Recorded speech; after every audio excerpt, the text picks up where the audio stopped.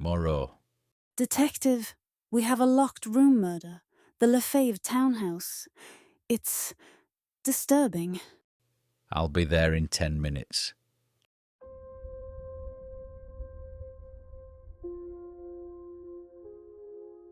Paris, 1885. The hour is late. The city sleeps, or at least most of it does. But within the grand townhouse of the late Madame Lefèvre, something unthinkable has occurred. A woman, well respected, found dead in her locked study. A single deep wound to the heart. No sign of forced entry. The windows bolted. The door locked from the inside. And yet, one clue. A single calling card left upon her desk bearing only 3 words. At midnight, beware.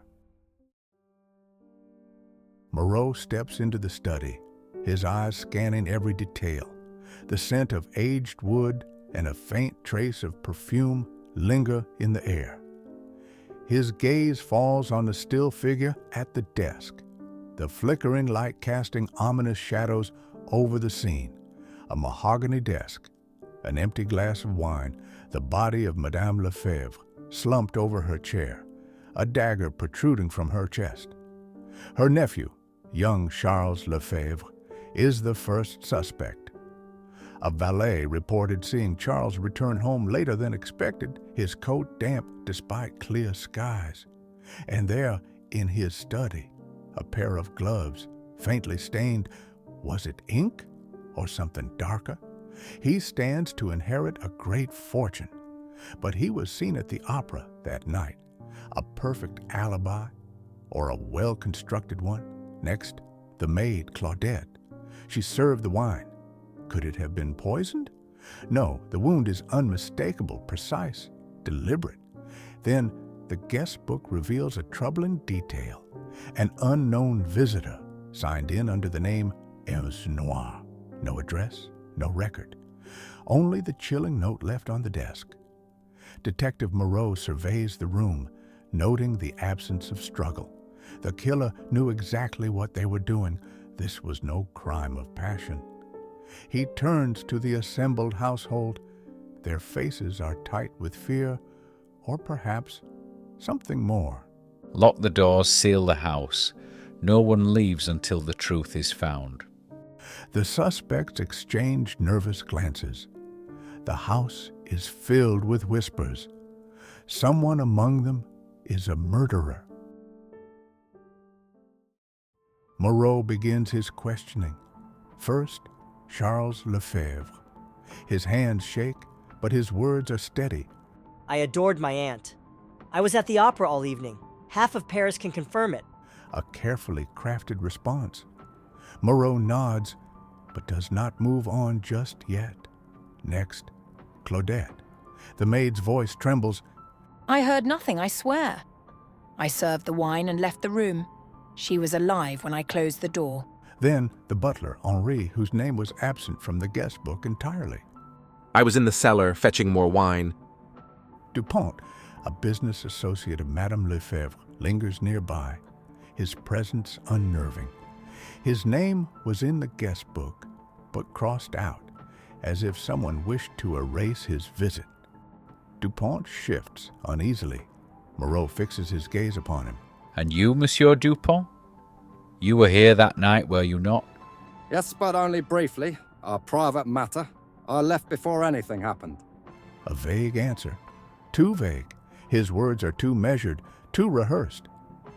Moreau watches them carefully, but something is off. A hesitation in Claudette's tone. The way Charles avoids his gaze, the way Henri wipes his hand, though there is no visible stain. Moreau pauses, then suddenly turns to Charles. You, Charles, had everything to gain from your aunt's death. Claudette, the maid, hesitates before speaking. Madame had been arguing with Charles the day before, something about money, an inheritance. Perhaps you hired someone to do it. That's absurd. I loved my aunt. Moreau presses further, the opera's exact time, the people Charles met, his movements afterward. The pressure builds, the tension thickens. Then another clue, a trace of soot near the window latch, the ink in the guest book slightly smudged, and a dagger, not of Parisian design. Moreau glances at Charles's hands, no sign of soot or ink stains. He leans back. Perhaps I was wrong. Flicker of relief crosses Charles's face. But relief does not mean innocence.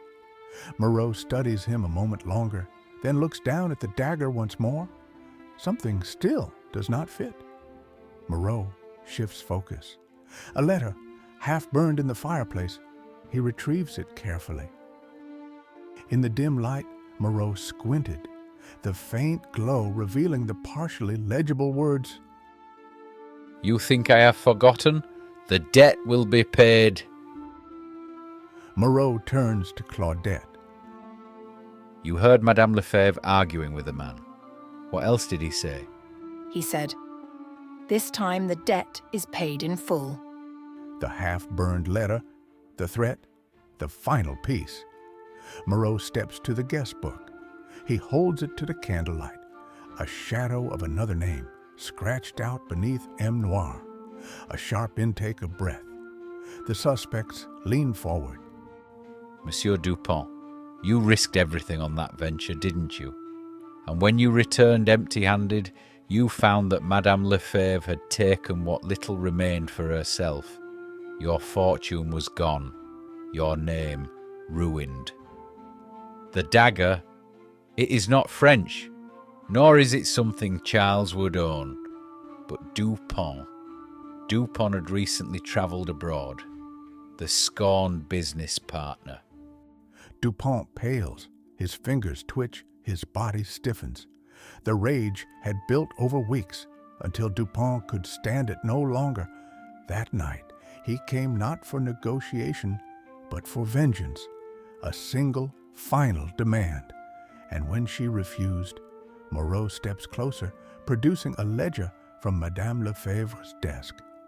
The pages detail an investment, Dupont's expedition overseas, funded entirely by Madame Lefèvre. Yet on the last page, an annotation in her delicate script, funds withdrawn. No return expected. His fingers twitch, his body stiffens. The ink on the guest book was smudged because it was altered. The handwriting, on closer inspection, matches another entry. His first visit to the house, months prior. He stammers, but it is too late. The ink has dried slowly, and Moreau had all the time in the world to uncover the truth. And so, at midnight, as the city slumbers once more, justice is served.